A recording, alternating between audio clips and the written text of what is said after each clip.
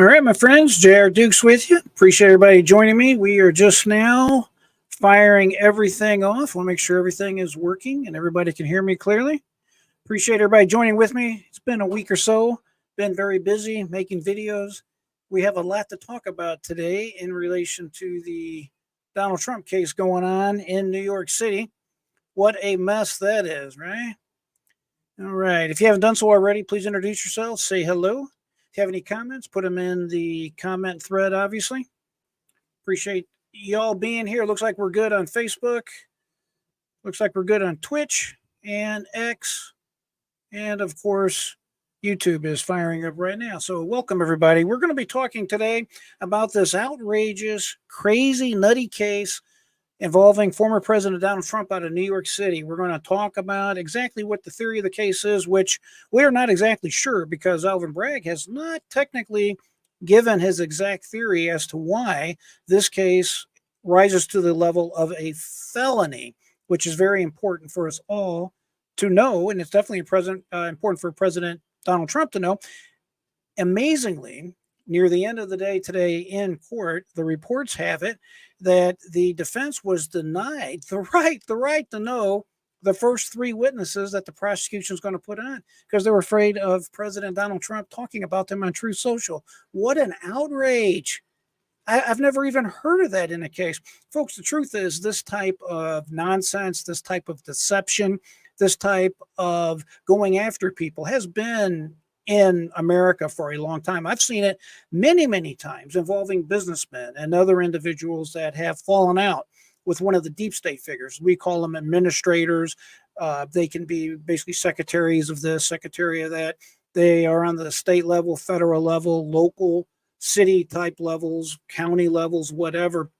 If you're not in with the correct people, then you're on the outs. And I've seen many individuals, frankly, taken out, threatened with prosecution, and end up losing their assets, all kinds of problems because they made an enemy of the wrong individual. The difference in the Donald Trump case is we're all seeing it for ourselves, black and white. Hey, thanks for joining us, by the way, Sapphire. It's good to see you again, my friend.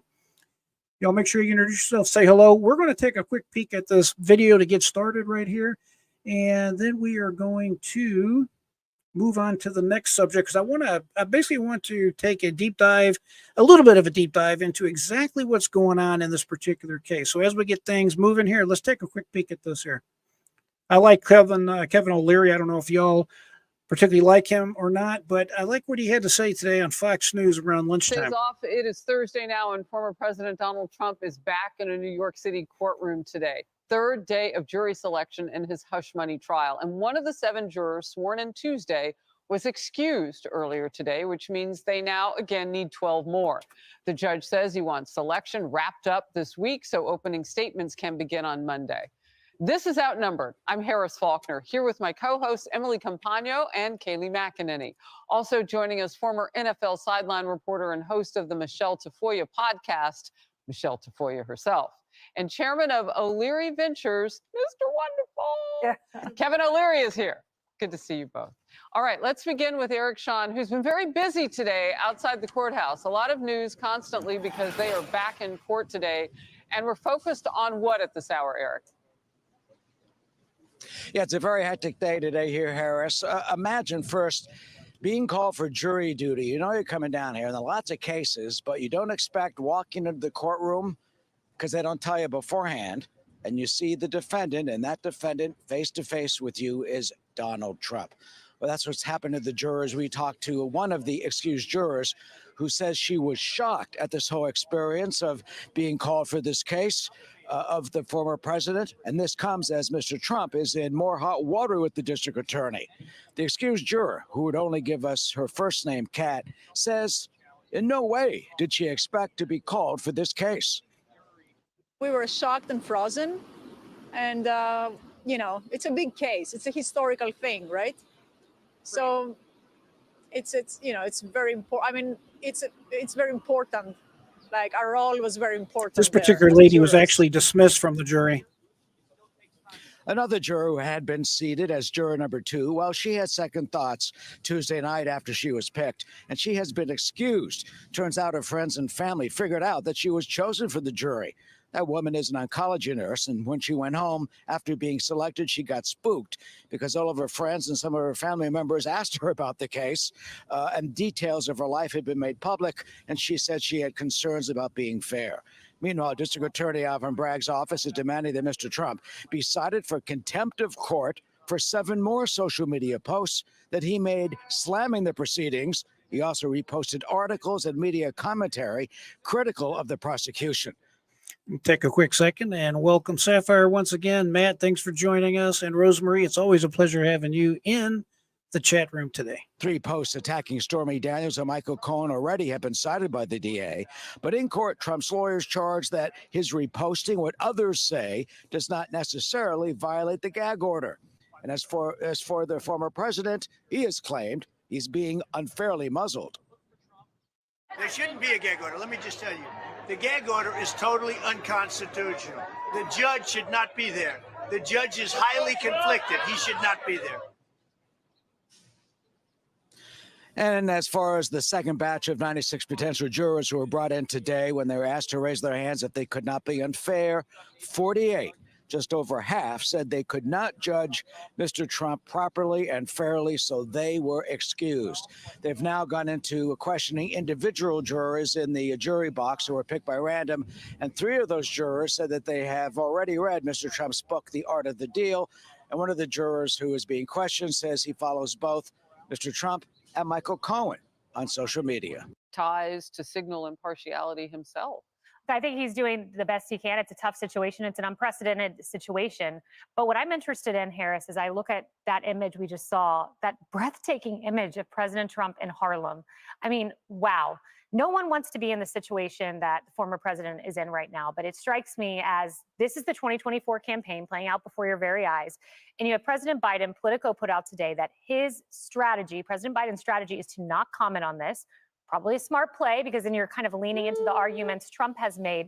He made the one comment about my opponent is busy right now. So he made that one comment, but they're trying to stay away from it. Trump, however, is leaning in. He's leveraging these appearances where he's on every broadcast network to great effect. You don't want to be in this situation, but those images in Harlem, the crowds that gathered, and then the lackluster appearance of President Biden at a gas station. What she's talking about there, did y'all see the comments that President Biden was making pertaining to former President Donald Trump? He was definitely trying to goad him at one of his campaign stops. He was saying something to the effect of, oh, I hear that Donald Trump is tied up. I mean, he's just definitely trying to be the divider in chief, as he has always been. But I want to fast forward to a guy named Stephen A. Smith. Listen to what he is saying about his own Democratic Party, and I happen to agree with his comments. Here we go. Here it is. It's much ado about nothing.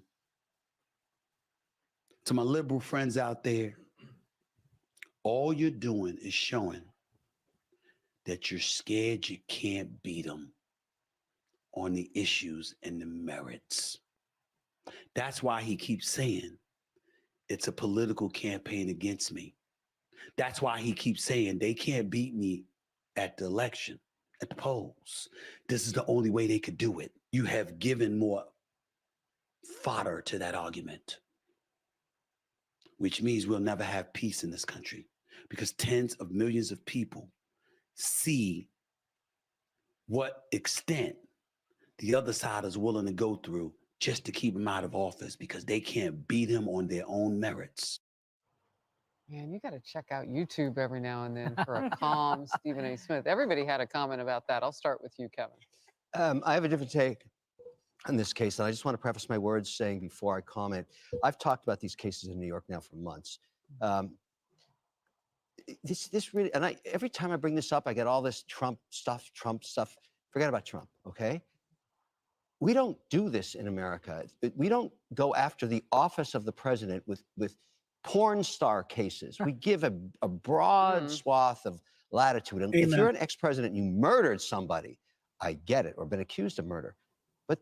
But what is this? This hurts the American brand. I keep saying that. I was in Geneva last week, 150 countries represented there. Everybody's talking about this, saying, what is this porn star thing? Like, This is an American president. This is the office of the United States of America's highest office. And we're doing this. This is sheer stupidity. And I'll tell you what should happen. This should be pushed until after he wins or doesn't win. This should be not part of this election cycle at all. And this is not a Trump-loving comment. This is about the American brand where I bring capital from all around the world to invest here. We look like clowns. Yes. I hate this. Yeah, I agree. Emily. And to provide more color into that landscape, first of all, the reason why court's not in session on Wednesdays is because of budget, because of the failure of our leadership. All right. I want to talk about those comments of Stephen A. Smith and of Mr. Larry right there. And I agree with my friend Sapphire. I am not necessarily a O'Larry fan or a Larry disciple, whatever you want to call it. Now, this is the same guy they call Mr. Wonderful on Shark Tank. I don't know if y'all watch Shark Tank or not. I've seen it a few times, and I think it was Barbara Cochran gave him that name, Mr. Wonderful. Sometimes, though, his comments are spot on, and he's exactly right, friends. What a laughing joke our country is. We have a president, two presidents, a former president, current president running in this particular election cycle. And we have the one president trying to take out the other president to deny you and me the right to vote for the person that we want to be the president of the United States. We have to be laughing stocks in the entire world. We have a porn star case trying to take out the current president's political rival. What in the world is that about? And yet the United States will sit there and preach to countries like Venezuela, Ukraine, Russia. You go ahead and name the country. We preach all over the world about how people should have fair and open and honest elections. And then we engage in this type of nonsense. Folks, I've been around a little bit. I'm about to be 55. I have never seen nothing like this in my entire life. What a shame. And as I have said many times before, I bleed red, white, and blue. I am an American patriot. I love our country. I believe our country is special. It has been blessed by God for a particular mission. I believe without the United States, the world's prosperity would literally stop. I believe America has a special role ordained by God, if you will. And I sincerely believe this. This type of behavior from our democratic, woke individuals, what are they thinking? People, what are you doing? Stop. Stop. We have a very simple system that we've had for 200 some years now. It's real simple. You pick your candidate, the other side picks their candidate, and we have an honest election. We take a vote up or down, win or lose. That's it. We don't go after the other party trying to put them in jail. I did not like it when they were trying to do it to Hillary Clinton with the lock her up at the rallies. I have to admit, it's funny. There's no doubt about it. It's funny when you're at the rally and everybody's chanting, but it is not funny in reality. I really don't like trying to put the president's kids in jail. I'm talking about President Biden's son, Hunter. I don't like to see the Attorney General of New York going after Donald Trump's kids. I don't like to see what's going on with these crazy woke individuals going after President Donald Trump. We have a politicized court system now. We have a Democratic judge with a daughter who's just not a Democrat. She's a Democratic power broker. She has made over $93 million for Democratic candidates and Democratic causes. Absolute insanity. If it's on the other foot, just take a quick walk over to the U.S. Supreme Court. And I'm talking, of course, about one of the most conservative justices on there, Clarence Thomas. They always ask him to recuse himself because his wife works for various political conservative causes. And now that the shoe's on the other foot, they're like, oh, no. He can stay on the case and he can set in trial of former President Donald Trump. Outrageous. Absolutely outrageous. And I hope somebody put some common sense together before it is absolutely too late. Now, let's go ahead and take a quick peek. I'm going to try to explain what's going on in this case to the best that I possibly can, because the reality is we don't have the full picture of exactly what they're trying to say former President Donald Trump has done or done incorrectly. And you have to remember, this started off as a misdemeanor case because it involves President Trump having his personal company who allegedly mislabeled payments to his former attorney, aka the fixer Michael Cohen. And instead of considering it a campaign contribution, President Trump called it what it was, a legal expense type fees.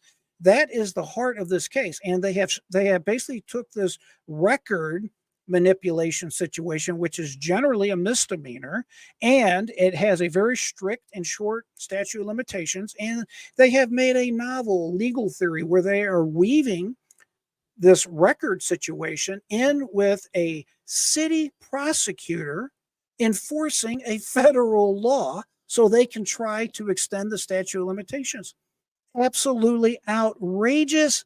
I mean, I don't know another word to put it any more clear. It is shameful, despicable. It should not be allowed in the United States for this to continue. But I want to get into exactly what it is that he's accused of doing. Okay, this has to do with what we call the FECA, the Federal Election Campaign Act, that you can see on your screen right there. Now, I'm just going to be paraphrasing right here, but these are the facts pertaining to this case. You just need to know the highlights on this, right? The theory is that Trump's payment to Daniels were campaign expenditures and thus needed to be publicly reported as such. By not reporting the expenditures, as this theory goes, President Trump prevented the public from knowing the information that might influence their vote. But here's the problem with this. If President Trump would have labeled this expenditure as a campaign contribution, well, it wouldn't have been reported until after the election anyways, because of when the payment was made.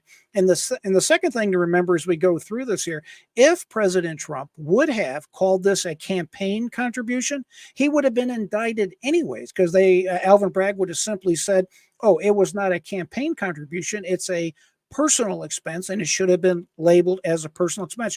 Another thing you have to understand, if you believe President Trump is guilty of any type of crime, President Trump took the advice of his then attorney, Michael Cohen.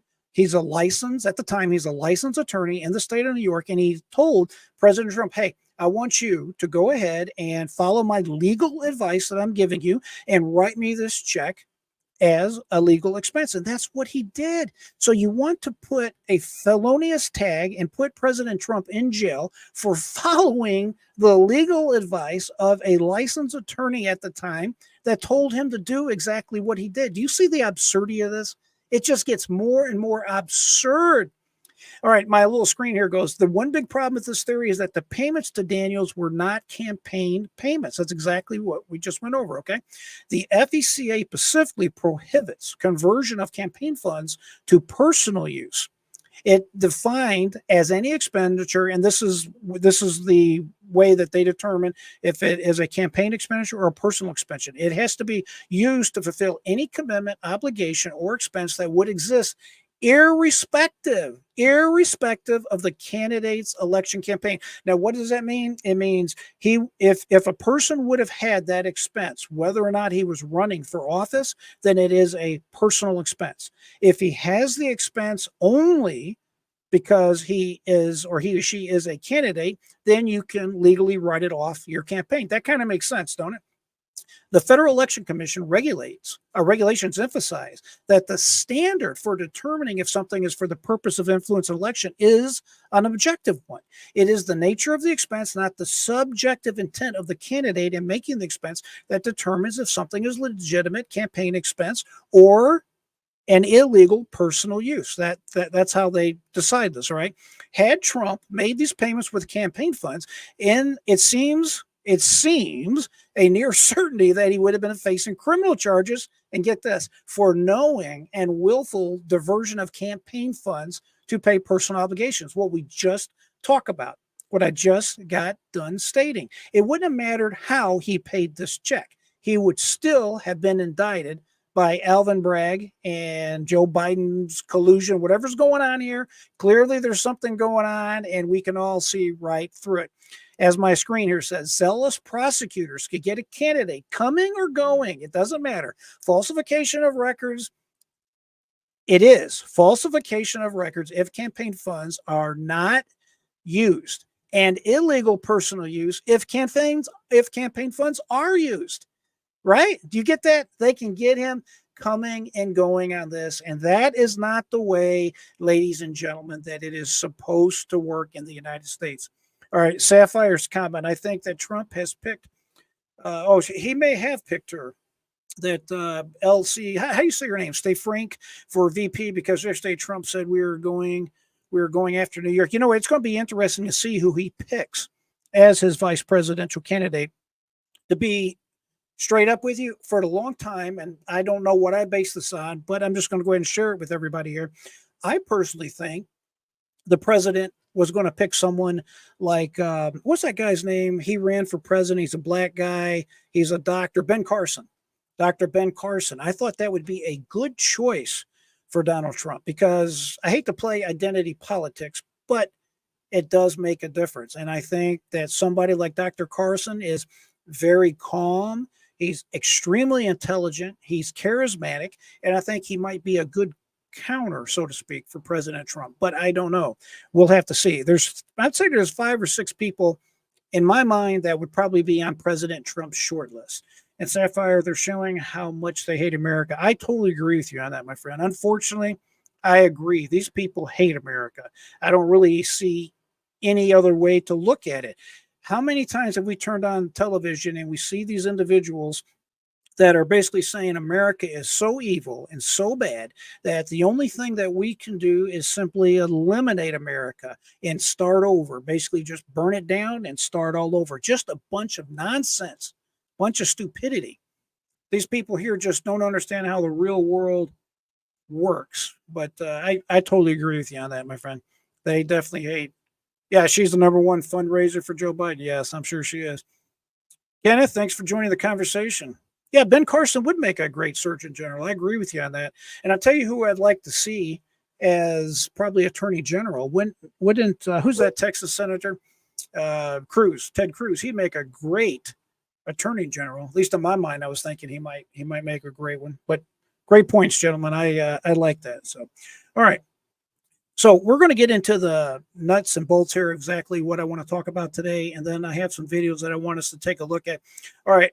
They have some of the, according to the judge, they have recently picked out a actual jury. I believe it's 12 jurists and 1 alternate. I think they need 6 more alternates or something to that effect.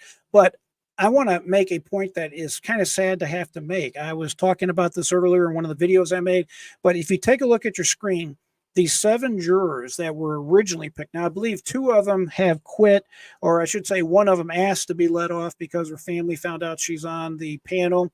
And then I think another one was dismissed for cause because the individual allegedly was doing something with campaign signs or some kind of nonsense like that for conservative candidates. I'm not sure exactly what it was, but the point I want to emphasize to everybody right here, and the point that we have to discuss, is if you look at this jury, you look at everybody that's on this jury, it is so clear that this jury is not a good jury for former President Donald Trump. It's really just that simple. Unfortunately, I don't really know any other way that we can look at it other than what I just said, because these individuals are clearly liberal individuals. You can tell a lot by the way, they had that questionnaire, right?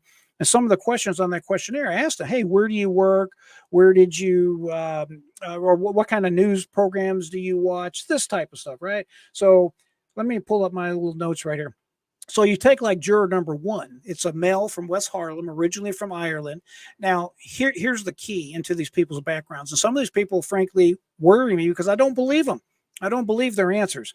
For example, gets their news from the New York Times, Daily Mail. Now, we know the New York Times is a liberal newspaper. If you're getting your primary news source from the New York Times, it does not bode well for Donald Trump.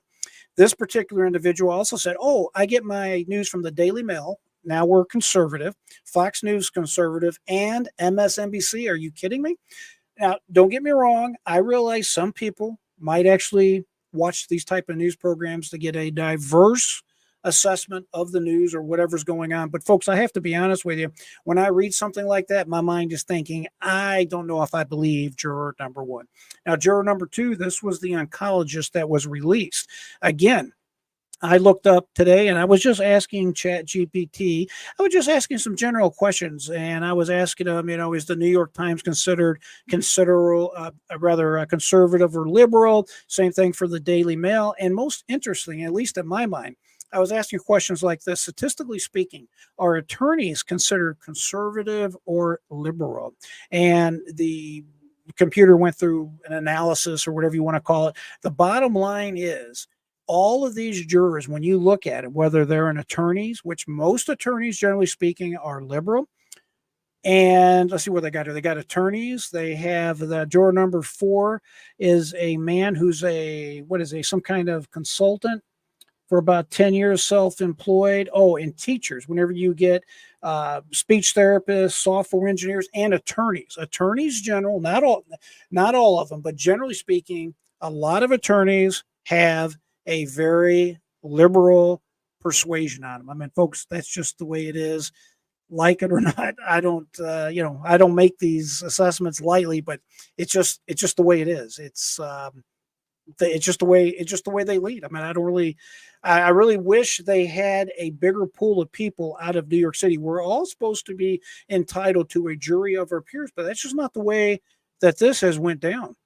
The fact is that, to begin with, 85% of New York City residents identify as voting Democratic in this last election. And statistics are anywhere from 90 to 92% of the people in the city are actually Democratic. So it's very high odds that this jury will be a Democratic jury, and that does not bode well for former President Donald Trump. That's just the way I see it. If you disagree or agree, put it in the comments. I like to read your comments on it one way or the other. All we can do is just sit back and hope somehow, some way, this turns out favorably for the president. But at this point, it does not look good. What I can tell you is the following. President Trump is making lemons out of lemonade to the best, I should say lemonade out of lemons, the best way he possibly can. Did y'all see him when he went down to that bodega the other day? Let's take a look at, I got one or two little screenshots I want us to take a look at, then we'll talk about it. Here's the first one. Come on, Papa. What's up with you? I don't want to provoke, Papa. What's wrong with you? I know that's a little girl. So why you snatch anything on it? Oh, anybody remember this from 2 years ago? In New York City, the man in the green shirt, that's Jose Alba, and he's about to be attacked by the man in the white shirt. Alba works at the store. The other guy, well, is irate for a couple of different reasons, and he proceeds to attack Mr. Alba. And it gets really bad, and Mr. Alba decides to defend himself with a knife. Just about everybody who's seen this thinks that Jose Alba, that this was justified self-defense. Guess who charged him? Guess who threw him in jail? Alvin Bragg, the same man who is prosecuting and persecuting Donald Trump. Well, this was a major moment for New York and actually for the country. And Donald Trump went to the scene today. After his time in court, he went up to that bodega in Upper Manhattan, met with the people, talked with them, shook hands. He was greeted in that primarily black and Latino neighborhood as a hero. Really is something. You know, talk about making lemonade out of lemons. Donald Trump is addressing a very important issue. And maybe while he's here in New York, he can flip New York, right? You see, because he's going to be able to campaign here every day. And there's a hunger for law and order in this city. Donald Trump spoke just a little while ago. This is a very exciting time for me because the bodegas, the association invited me, and I respect them and they respect me. They want law and order. They have a lot of crime, tremendous crime, where their stores are being robbed. And as you know, we're going to give New York a very good shot for the presidency. We think we should be able to do it. A lot of things have changed. Lee Zeldin did a beautiful job. He ran, he lost by a little bit. And New York's a lot different. And we'll work with the mayor, and we'll work with the governor, and we'll bring in a lot of federal money, but we have to straighten out New York, and that includes crime. And these guys have great people, great friends, but they have tremendous crime, so we got to straighten it out. Black and Latinos, hundreds of them, yelling out 4 more years for Donald Trump. You know, this whole indictment could blow up in their face all over again. New York State has not gone Republican, I think, since 1984 when Ronald Reagan won it. And then he's right. There's something happening here in New York City, upstate. That's Trump country. You know, a while back in December, Cara Castronova, who was a reporter here at the time, went up to the Bronx, went out to the neighborhood and talked to people, a lot of people of color, and said, what are you thinking? This is a Democrat stronghold. You're going for Joe Biden, right? I'm going to vote for Trump if he runs, because I feel like it was much better when he was here financially for everybody. Not just me, for everybody. I'm definitely voting for Donald Trump. He made sure we had money in our pockets. He was for the people. He made sure we had what we needed. I feel like everything will go back to how it was. I mean, ever since he's been out of office, everything's declined. When Trump was president, my life was good. Economical-wise, I was doing so much better. They're saying it's going to be Biden-Trump, so who will you vote for? Oh, I ain't gonna lie, I'm gonna have to go for Trump. Sorry. I'm going to go for Trump. Trump. Always Trump. Here, let me see. Who are you voting for? Trump. All right. It's huge. We've never seen anything like this in a very, very long time, if ever. I love it, don't you? All right. All right. I like that. This particular program on, I believe that's Newsmax. That's Greg Jarrett, or one of the personalities over there. That Newsmax program, generally, most of the stories that I have seen over there are pretty decent. So if you haven't checked them out, make sure you check them out. I just think it's something that you should see. I like the way that Donald Trump, he's not able to travel and to go where he needs to go to campaign. So why not? He's going to go ahead and go to the bodegas and highlight the nuttiness of Alan Bragg, that bodega owner that you saw earlier. That's the one that was attacked and originally charged with attempted murder or murder, whichever charge it was, just for defending himself in his store after he was attacked. And then, of course, when the national press grabbed hold of it, he decided to go ahead and back off that. But remember something else, too. This particular case, it's only a rush to judgment, if you will. It's a rush to convict President Trump because they went ahead and moved this to the head of the line. You know how they always say, hey, no one's above the law? Well, no one's below the law either. And to emphasize that, I want you to hear Judge Janine, what she had to say about this. But here's the issue. The case should never have been brought. The truth is that there are people, criminals, defendants in jail on violent crimes long before this indictment was brought against Donald Trump, whose case should have been prioritized, as opposed to their reaching out and pulling out the most recent case with a defendant who's not charged with a violent crime, who is not in jail, and they're saying, let's try this first. Why? It's political. It's all political. That's exactly right. That is exactly correct. Let's hope he gets 4 more years on there. Hey, Zach, thanks for joining us. Sorry about the notification coming in late to you right there. Folks, right now you hear the Democrats, especially President Biden, talking all the time about how democracy is on the election ballot. And you know what? I agree. It is on the ballot, but it's not the way Joe Biden wants you to believe it's on the ballot. It's on the ballot because if it continues the way the Democrats under Joe Biden are running things, we are really going to have problems. And here's a video to drive that home. Tell me what you think. It dignifies this assault to even pretend that there is a legal theory here. The only legal theory at question is trying to throw Joe Biden's political opponent behind bars. That is it. So when you hear them say that democracy is on trial, they're right. Democracy is on trial. Freedom is on trial. The rule of law is on trial. All these things are on trial. They are on trial with Donald Trump. Because if Donald Trump is convicted, then we're all on trial. Stephen are convicted and destroyed with him. Stephen Miller, you and I are on trial. Every single person watching is on trial right now, because if they can do this to someone, they can to Trump, they can do it to anyone. And that's a coined phrase, but think about. That's exactly right. That's exactly right. There is democracy on trial, but it's not the way that the mainstream press would want you to think that it's on trial for. It's just simply not true. And when you hear them talk about how the Republicans are into violence and the Republicans are trying to stir up trouble, take a look at this. Press always asks me, don't I wish I were debating him? No, I wish we were in high school. I could take him behind the gym. That's what I wish. I said, no. I said, if we were in high school, I'd take him behind the gym and beat the hell out of him. I just don't even know why there aren't uprisings all over the country. Maybe there will be. That you cannot be civil with a political party that wants to destroy what you stand for, what you care about. If you see anybody from that cabinet in a restaurant in a department store, at a gasoline station. You get out and you create a crowd. And you push back on them. And you tell them they're not welcome. You know, there needs to be unrest in the streets for as long as there's unrest in our lives. Enemies of the state. Show me where it says that protests are supposed to be polite and peaceful. President Walker, how do you resist the temptation to run up and wring her neck? When they go low, we kick them. They're still going to have to go out and put a bullet in Donald Trump. Yes, I have thought an awful lot about blowing up the White House. Please, get up in the face of some Congress people. What a stupid son of a bitch.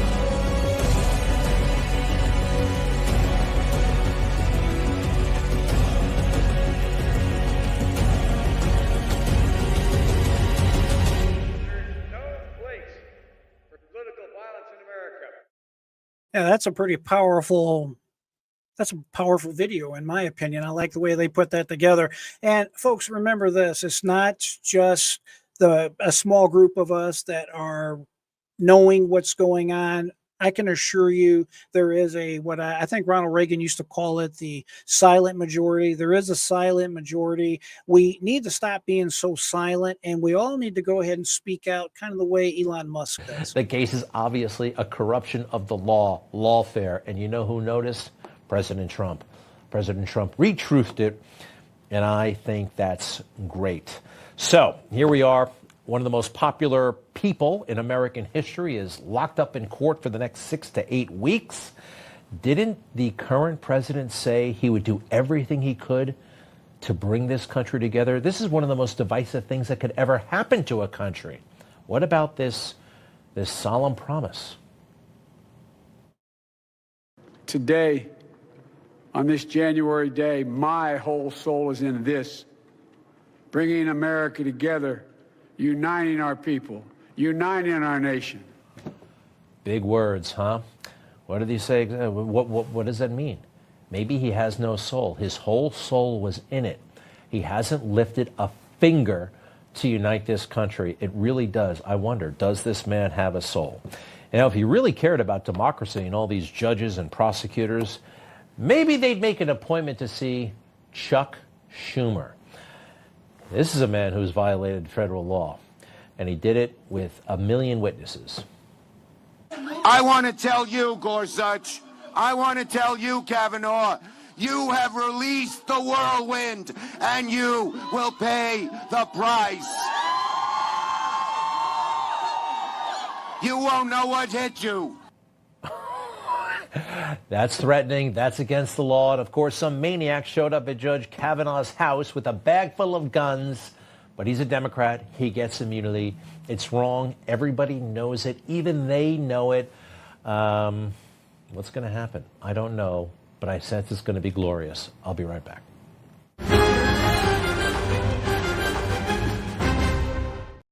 Yeah, I like Greg Kelly over on Newsmax. I think he's got some good commentary and good programs on there. And folks, I agree with your comments, by the way. You have to be careful who you are talking to, because people tend to get bent out of shape. And by the way, Sapphire, I like your idea of Pam Bondi as AG. That's not a bad idea. Former Attorney General here in the state of Florida. She is a class act, and I personally like her. Not only is she a very beautiful woman, she is very smart, and she was a great Attorney General, and I believe she would make another fantastic Attorney General. So we'll just have to see how that goes. Now, listen, on a quick programming note, I want to remind everybody that probably within the next week or so, we have I'm going to have a production, a live video, where we're going to go over a case that's about to go before the Supreme Court that's very, very important. That has to do with President Trump's immunity that the Supreme Court has agreed to take up. And we're going to take a very deep dive into that, but you need to understand why that is important. It's not just for President Trump. If President Trump is not granted, I should say the presidency is not granted absolute immunity, or at least some kind of qualified immunity, the way police officers enjoy, then effectively what you're going to have is the deep state will swallow up the presidency.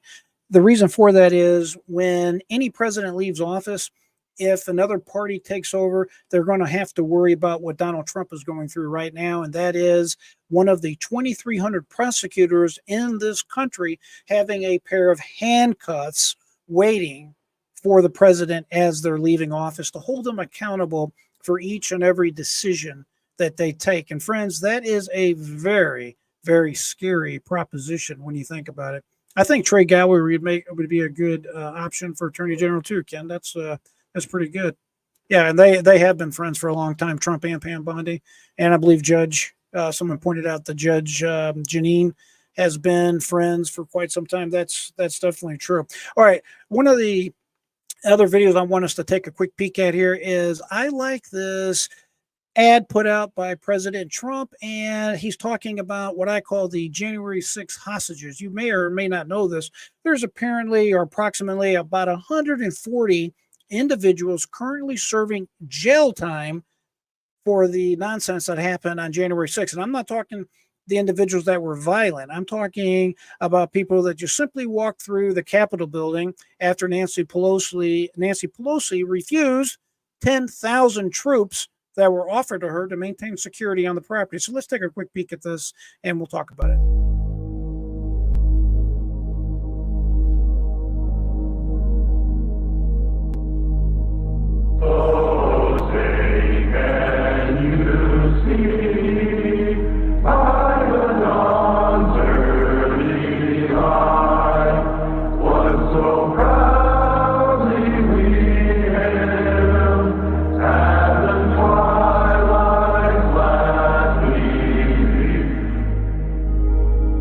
I pledge allegiance to the flag of the United States of America.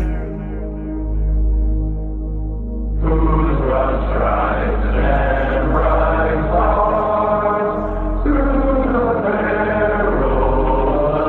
fight, o'er the ramparts we watch, words so gallantly stream. And to the republic for which it stands,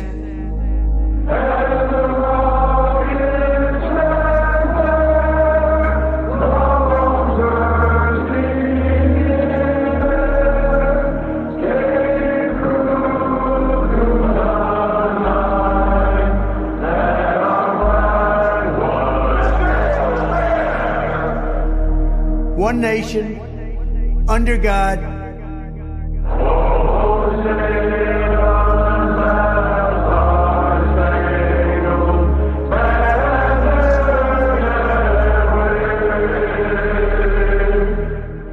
indivisible, with liberty and justice for all.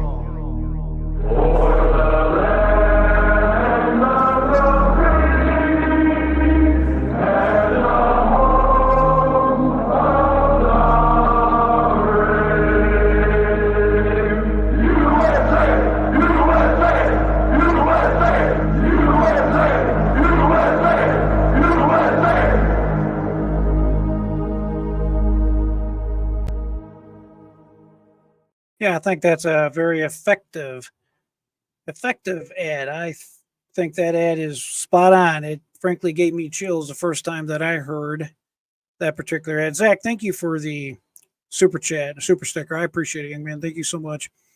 Yes, I'm patriotic too. I feel the exact same way. Yes, I am on Rumble. I think it's just simply at JR Dukes on Rumble.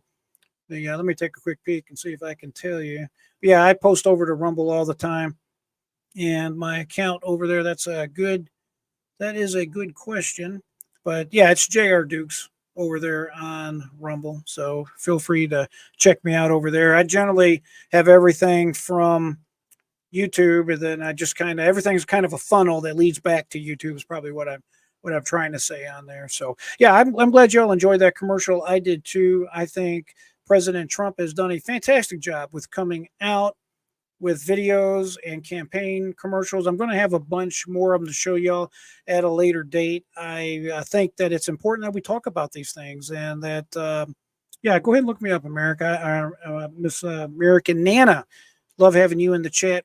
Zach, as always, I appreciate it. Folks, we've been on almost right at the 45-minute mark, so I'm good right here. I'll have a lot more coming up. As I said, I've got that expose, if you will. We're going to take a deep dive into the president's case before the U.S. Supreme Court. I believe it's coming up on the 25th of this month, but I'll have a lot more to say about it in short order. I always appreciate each and every one of you joining me.